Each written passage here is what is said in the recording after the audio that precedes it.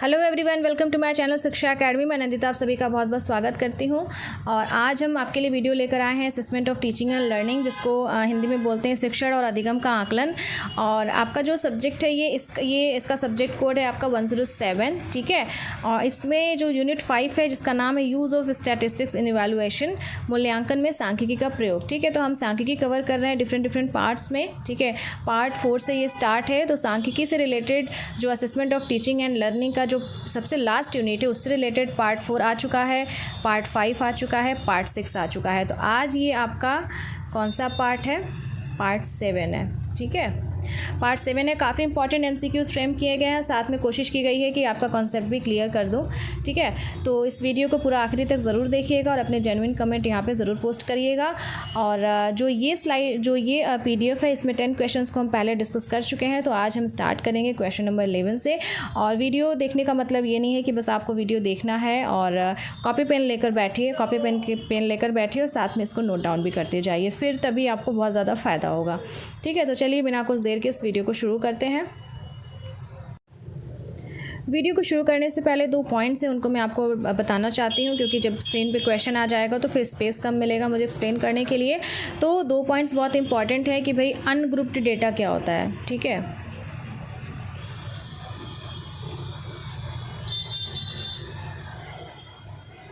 Ungrouped data, ठीक है, grouped data, ठीक है। तो उसके बाद क्या होता है जो अनग्रुप्ड डेटा, जैसे कि अभी जो भी लोगों ने पिछला वीडियो नहीं देखा है, प्लीज़ ये वीडियो तभी अच्छे से समझ में आएगा जब आप पार्ट 6 वाला वीडियो देख लेंगे। तो पहले आप वो वीडियो देख लीजिए, हायरार्की में देखेंगे तो चीज़ें काफ़ी बेहतर समझ में आएंगी, राइट। तो यहाँ पे क्या है कि जो अनग्रुप्ड डेटा है, जो ग्रुप डेटा है वो काफ़ी इंपॉर्टेंट है, बट आपको मोस्ट इंपॉर्टेंटली आपको अनग्रुप्ड डेटा के ही बारे में आप पढ़िएगा, ठीक है। क्योंकि मुझे नहीं लगता कि ग्रुप डेटा से क्वेश्चन आपका आएगा, ठीक है, क्योंकि बहुत सारे बच्चे नॉन मैथ्स बैकग्राउंड के हैं। तो ये मेरी एक्सपेक्टेशंस है, ठीक है। Don't go with that like कि मैम ने बोला तो हम छोड़ ही देते हैं ग्रुप डेटा, बुक से उसको भी पढ़ सकते हैं। बट यहाँ वीडियो में मोस्ट स्पेसिफिकली अनग्रुप डेटा को ही कवर करेंगे, ठीक है। तो बेसिकली देखिए जो ग्रुप डेटा है, जो अनग्रुप डेटा, उसमें सबसे बेसिक जो डिफरेंस है, जो ग्रुप डेटा होता है उसमें क्या है कि क्लास इंटरवल होता है, ठीक है। क्लास इंटरवल आप लिख लीजिएगा, यहाँ पे जगह कम मिल रही है टाइप लिखने के लिए, ठीक है। तो जो अनग्रुप्ड डेटा है वो क्या होता है? अनग्रुप्ड का मतलब उसमें कोई ग्रुपिंग नहीं होती है, ठीक है, बस रॉ डेटा होता है। जैसे मैंने कोई नंबर लिख दिया 3, 5, 6, 7, 8, ठीक है, 8, ओके, ठीक है। तो ये हमने एक डेटा लिख दिया और हम बोल देंगे कि भाई इस डेटा सेट का आप मीन निकाल दीजिए, मीडियन निकाल दीजिए, मोड निकाल दीजिए, ठीक है। अनग्रुप डेटा, इसमें कोई क्लास नहीं, इंटरवल नहीं, इट इज़ रॉ डेटा, ठीक है। तो ये बिल्कुल क्लीन डेटा है और इसमें कुछ भी क्लास इंटरवल जैसा फीचर नहीं है। ग्रुप डेटा की बात करते उसमें क्लास इंटरवल होता है। क्लास इंटरवल का मतलब क्या होता है कि जैसे कि कैसे मैं बताऊँ, यहाँ पे देखिए, स्क्रीन पे देखिए, यहाँ पे देखिए। जैसे मान लीजिए अगर एक हम डेटा सेट लेते हैं और ये हमें बताना है कि 0 से 20 ईयर ओल्ड जो इंडिया में क्या पॉपुलेशन है, नंबर यहाँ लिख दिया। फिर 20 to 40 के बीच में क्या पॉपुलेशन है, ये यहाँ लिख दिया। तो जो आपका यहाँ 0 से 20 है, 20 to 40 है, यहाँ पे कोई सिंगल यूनिट नहीं है, ठीक है। ये एक रेंज दी गई है कि भाई 0 से 20 के बीच में कितने लोग हैं, क्या पॉपुलेशन है, ठीक है। तो ये आपका इसको बोलते हैं क्लास इंटरवल, ठीक है। तो ये क्लास इंटरवल वाले क्वेश्चन थोड़े और लंबे होते हैं, ठीक है। तो आप इसको अगर पढ़ना चाहते हैं, क्योंकि इनका मैथ्स बैकग्राउंड उनके लिए तो आसान है, but non maths background students के लिए थोड़ा इसको प्रॉब्लम है, ठीक है, समझने में, ठीक है। तो अभी हम वीडियो में अनग्रुप डेटा को ही कवर करेंगे और कुछ एक फैक्चुअल इन्फॉर्मेशंस हैं ग्रुप डेटा के, उसको आप अपने नोट डाउन में फार्मूला वगैरह नोट कर सकते हैं, ठीक है।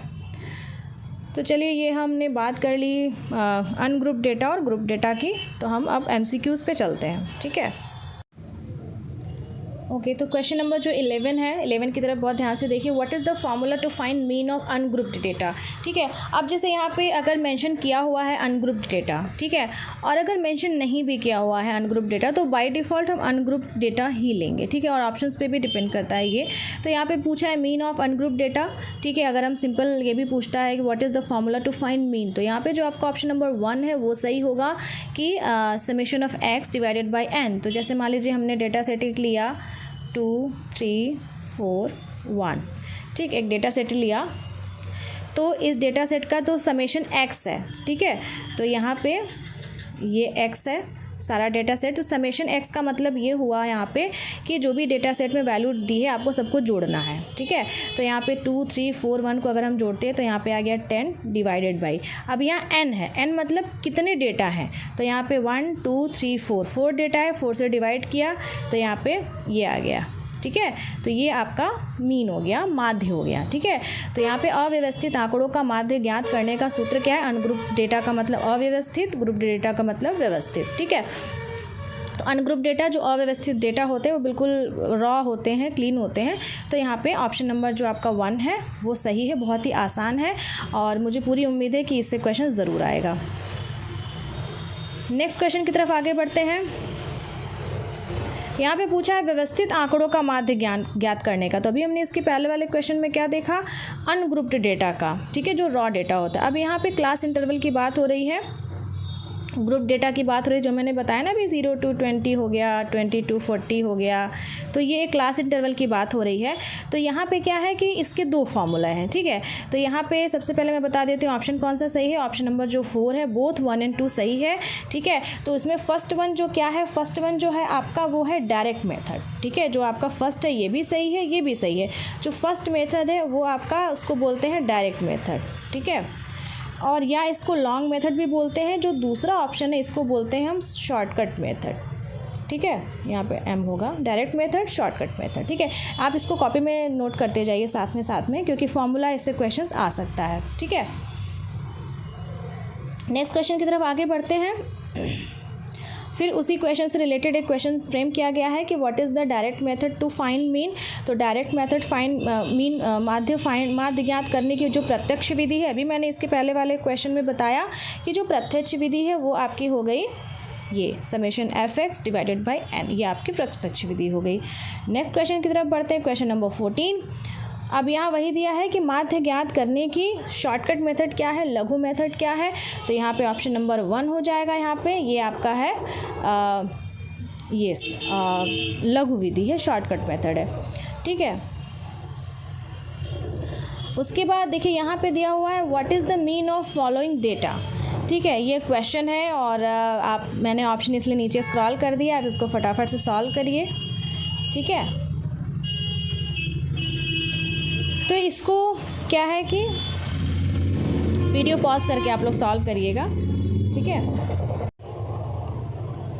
ठीक है। तो स्क्रीन पे आप देखिए यहाँ पे क्या है कि माध्य जो ज्ञात करने का जो फॉर्मूला है, ठीक है, जो आपका अनग्रुप्ड डेटा है, जैसे यहाँ डेटा देख के समझ जाइए कि ये आपका अनग्रुप्ड डेटा है, रॉ डेटा है, ठीक है, अव्यवस्थित डेटा जिसको हिंदी में बोलते हैं। जिसमें क्या करना है, सीधे समेशन एक्स करना है, जो भी वैल्यूज़ दी हुई है सबको जोड़ना है। जैसे यहाँ पे मैंने 4 5 3 2 2 8 को जोड़ा है। उसके बाद नंबर कितने हैं ये, तो यहाँ पे 6 है, 6 से डिवाइड किया है। उसके बाद आप इसको कैलकुलेट करिएगा, बहुत ही आसान है। तो आपका 4 ऑप्शन आपका यहाँ पे 4 आएगा आंसर। तो यहाँ ऑप्शन नंबर 1 सही है, ठीक है।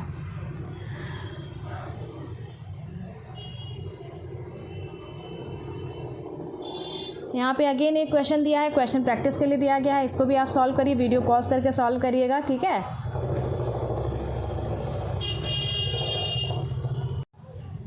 तो यहाँ पे भी अगेन सेम फार्मूला का यूज़ करना है आपको, summation x divided by n. तो जितने भी आंकड़े दिए हुए हैं सबको आप जोड़ के यहाँ पे जोड़ेंगे तो 24 आएगा। उसके बाद कितने आंकड़े हैं, 8 हैं, 8 से डिवाइड करेंगे तो आपका 3 आएगा। ऑप्शन नंबर 2 यहाँ पे सही है, ठीक है। नेक्स्ट क्वेश्चन की तरफ बढ़ते हैं, वो एक कथन है, कथन को ज़रूर से कॉपी में नोट कर लीजिएगा।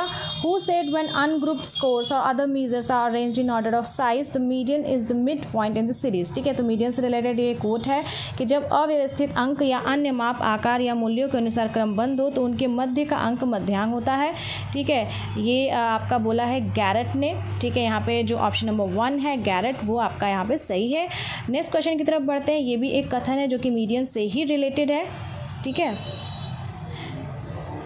ये भी एक कथन है जो कि मीडियन से रिलेटेड है। Who said the median is defined as that point on the scale of measurement above which are exactly half the cases and below which are other half, ठीक है। तो किसने कहा है कि मध्यांक या माध्यिका किसी मापनी पर उस बिंदु के रूप में परिभाषित किया जा सकता है जिसके ऊपर ठीक आधे केसेस और नीचे दूसरे आधे केसेस होते हैं। जैसा कि वीडियो की शुरुआत जिन लोगों ने पार्ट 6 वाला वीडियो देखा होगा उसमें मैंने बताया है कि मीडियन क्या होता है। मीडियन एक ऐसी वैल्यू होती है जो पूरे डेटा सेट को हाफ में स्प्लिट कर देती है, ठीक है, हाफ लेफ्ट हाफ राइट हो गए, बीच में वो वैल्यू मीडियन की आती है। तो ये आपका किसने कहा है, ये कहा है गिलफोर्ड ने, ठीक है। जो ऑप्शन नंबर 3 है वो आपका सही है, ठीक है। नेक्स्ट क्वेश्चन की तरफ आगे बढ़ते हैं, क्वेश्चन नंबर 19। ओके, क्या तो यहाँ पे जो क्वेश्चन नंबर 19 है काफ़ी अच्छा इंपॉर्टेंट क्वेश्चन है।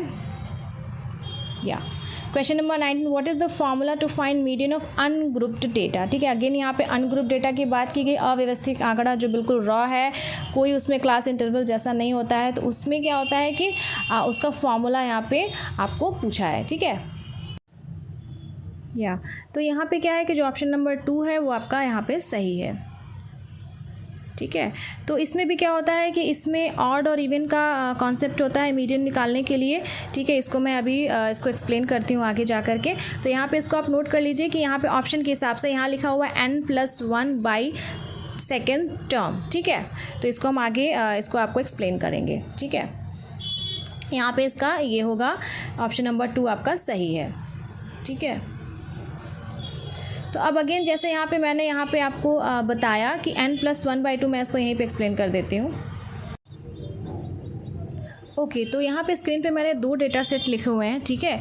और मैं यहीं पे आपको समझाती हूँ कि किस तरह से इसको निकालते हैं। देखिए, जब भी मीडियन निकालने की बात होती है, जो भी डेटा सेट है, सबसे पहले हम उसमें चेक करते हैं कि कितने डेटा हैं, ठीक है।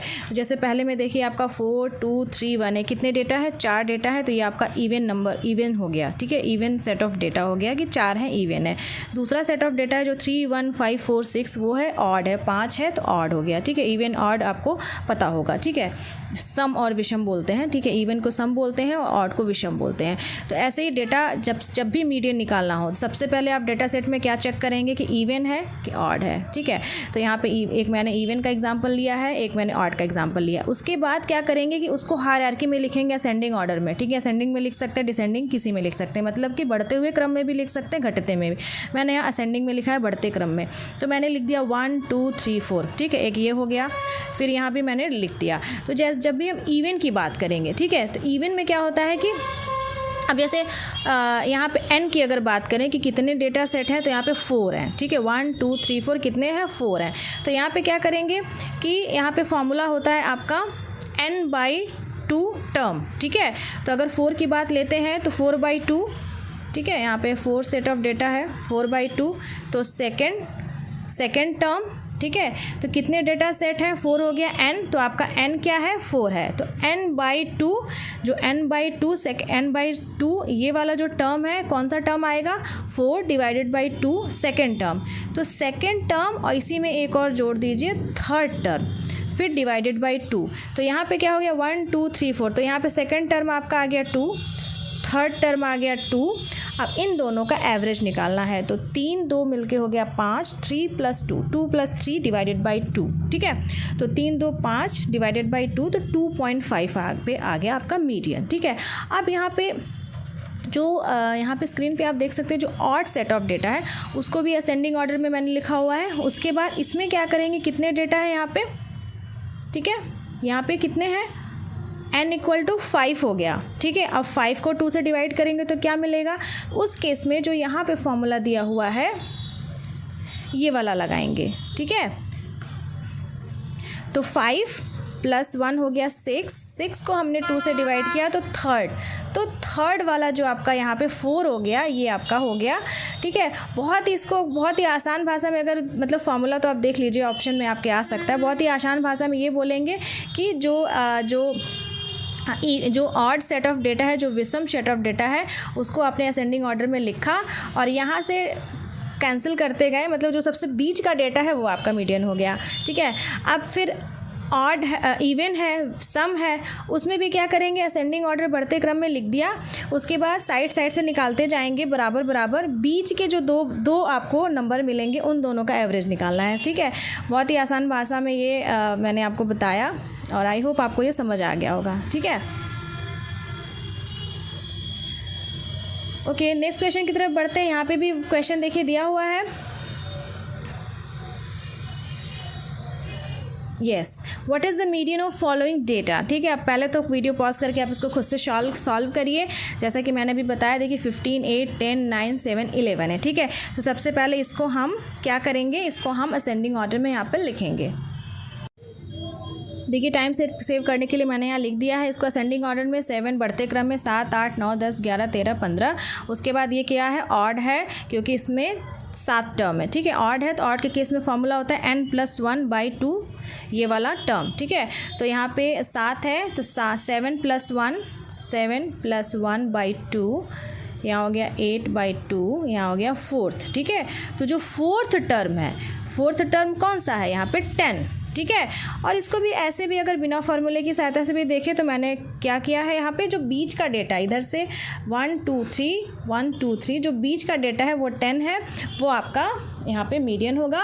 अगर ऐसे ही यहाँ पे सम डेटा होता, इवन वाला डेटा होता, तो असेंडिंग ऑर्डर में लिख लीजिए, उसके बाद बीच के जो 2 टर्म है उसका एवरेज निकाल लीजिए। ठीक है, अगले क्वेश्चन की तरफ यहाँ बढ़ते हैं। यहाँ पे देखिए मीडियन ऑफ फॉलोइंग नंबर्स। अब यहाँ पे देखिए यहाँ पे इवन नंबर ऑफ यहाँ पे है, इवन है डेटा। ठीक है, देखिए यहाँ पे अगर बहुत ही मतलब बिना फॉर्मूला का यूज़ करके निकालना है तो यहाँ पे कितना है, इसको मैंने असेंडिंग ऑर्डर में लिखा है। ये इवन डेटा सेट है, इसमें कि कितने अंक हैं, यहाँ पे 6 अंक है। 6 एक सम संख्या है, इवन नंबर है। ठीक है, तो यहाँ पे किनारे से निकालते जाए 8, 12, 17, 16, बीच के 2 नंबर बचे 13 और 14। 13 और 14 का आप एवरेज निकाल लीजिए। ठीक है, 13 और 14 का एवरेज निकालेंगे, 13 + 14 / 2 = 13.5। तो यहाँ पे आपका सही आंसर है, आपका 13.5, ये आपका सही आंसर है। ठीक है, और यहाँ पे फॉर्मूले का भी यूज़ करके निकाल सकते हैं, जैसे n/2 ये वाला टर्म, तो कितने हैं डेटा, सेट ऑफ डेटा 6/2 हो गया थर्ड, तो थर्ड नंबर + 4th नंबर / 2, तो थर्ड नंबर हो गया 13, 4th नंबर हो गया 14, इसको हमने 2 से डिवाइड किया। ठीक है, और इसके पहले वाला जो हमने निकाला था उसका जो ऑप्शन नंबर है वो आपका 10 आएगा, आप निकालेंगे उसको सॉल्व करके। ठीक है,